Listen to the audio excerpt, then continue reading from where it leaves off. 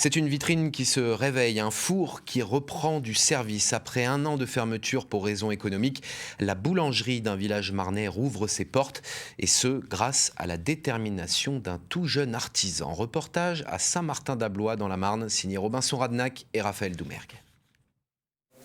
Au programme aujourd'hui pour Nolan Lefebvre et son équipe, une soixantaine de galettes.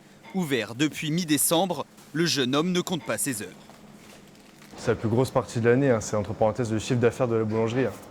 Donc c'était un peu compliqué, mais heureusement que je suis très bien entouré.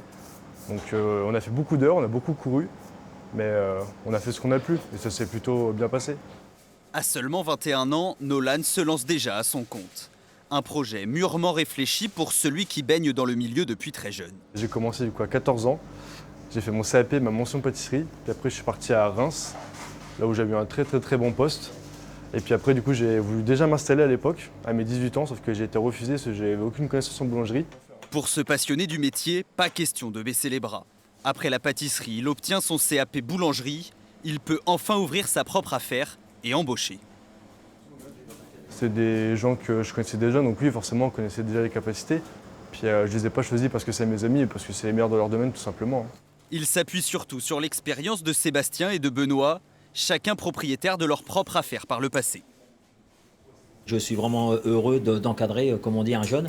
Je suis très bien à ma place. Ça fait plaisir justement qu'il y ait encore des jeunes qui veulent vraiment exercer notre profession. Justement, aujourd'hui, l'apprentissage est devenu très dur. On n'a plus de candidature.